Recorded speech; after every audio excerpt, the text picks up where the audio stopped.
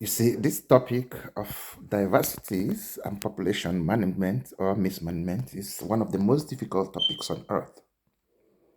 It's more difficult than building a rocket science technology because you are dealing with human beings. It's easier dealing with machines that you can control because you program it. But programming a human being is a very difficult thing. You also need mechanisms as well. It's not an ABCD thing because people make up their mind. There's this deep sense of ideology that comes from the innermost part of the human being, and it originates from their nativities and their inclinations. Look at religion, for instance. You can imagine changing somebody from his belief system. When you say you want to manage diversities and you touch somebody's belief system, you run into trouble. Culture and tradition and all that, those are very deep issues that matter to people. They value it in most cases more than anything else. You see, as difficult as it sounds, there's still a solution. There must be a solution out of this because it's basically the state that we create. The model is the most important thing. What is the model of democracy? Democratic model is shaped based on the divisiveness that we have in place. The divisiveness of religion, tradition, culture, race, color, class, all of those factors which separate us, language, ethnicity, those are the factors that shape democratic model. This we have to jettison if we have to survive. We actually need a respite from democracy. The new formula we have from our organization, which we are going to present as a framework for us to begin to the conversation, because what we have is not perfect, can never be perfect. We need values from other people who can copy our idea and also make it look better if possible. We need the solution, not the ownership, the solution to the problem. So we are going to provide a framework from where we can learn on how to resolve this problem.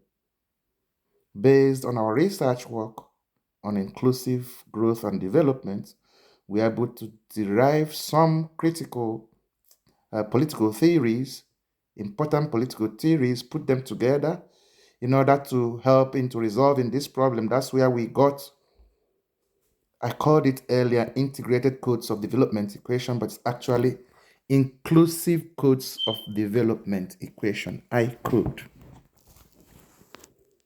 a methodology for the digital age civilization. You see, crude democracy cannot work in the 21st century. This is the AI era. The digital age era is not like in the 20th century when crude democracy was in place to really just get us started with governance. But we have seen the impact, the effects of using crude democracy to run a society that is multi-dimensional in this manner of ours. Imagine 500 different languages of about 350 ethnic communities. It's not an easy feat for anybody to manage. It's very difficult, and that's why we are like this, the way we are. We don't have the mechanism to manage our diversities. So, in our subsequent videos, we'll be getting information on how we are able to get going with this whole topic, profiling solutions towards it. We'll be looking at some of the theories, some of the things that we did in order to find a way around resolving this problem. But in the long run, the most important thing is about the mindset, the state of the mind of the people, because it's a people oriented issue. It is the people that created the structure. The mindset has to change completely from religion to accountability, from tradition to equity, from culture to equality. We have to shift our thought processes from where we are at the moment. You can imagine a state of accountability, a state government that will have to meet up with the obligation of fulfilling the ethical value for accountability in the country. Imagine a state of justice, state of the rule of law instead of Imo State. Can you imagine that kind of ideology? That's where we are headed to. State of fairness instead of Ogun State. State of equality instead of Kwara. State of human capital development instead of Kaduna. We are going to now change the narrative. That's how we came about what we have now. Actually, ICODE can support democracy to function because it will be very difficult to change the status quo. We are going to use the status quo as a landscape for landmarks, because what I'm talking about right now will happen in the cyber. We need an electronic system of governance, an administrative governance methodology driven by technology. That is the only way we can approach this factor, and we have to change the connectivity values. We are no longer at that point.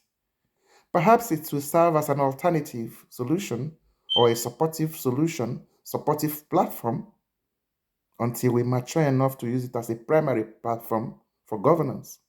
Supportive platform that can enable us navigate governance.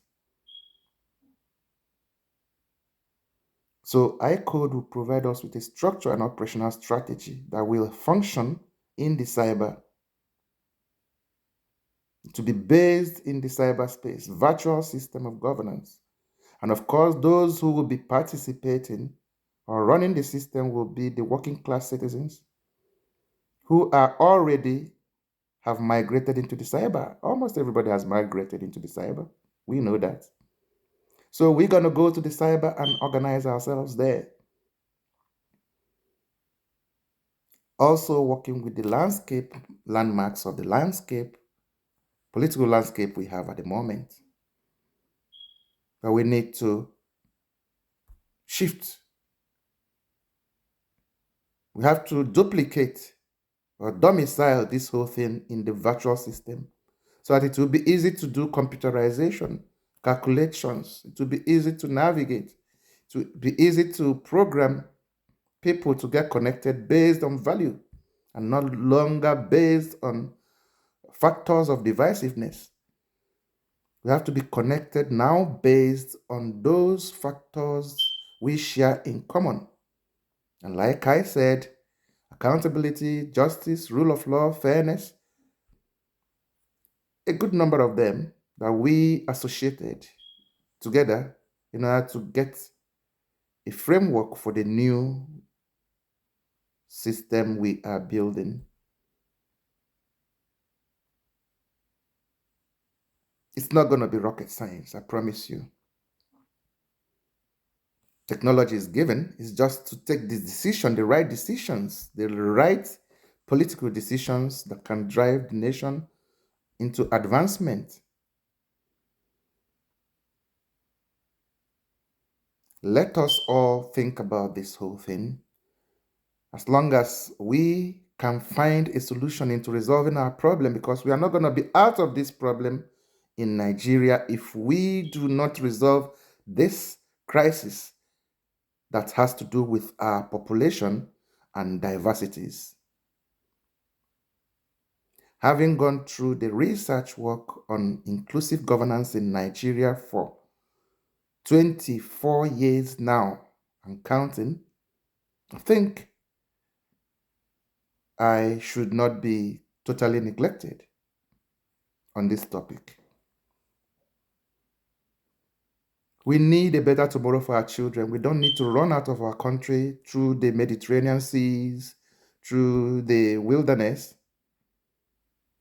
and through the Sahara Desert in order to cross over abroad, because we are running from poverty. We are running from a country that has no dimension, that has no purpose, that has no a country that is destroying itself, because democracy will destroy Nigeria if we do not find a way out of this whole hook. Democracy will not be the factor, the principle, or the concept that can help us resolve the crisis that we have with our minority, with our diversities and population condition and situation. The position of our country, we don't need democracy. We need something else. We need something else that can help us develop our society.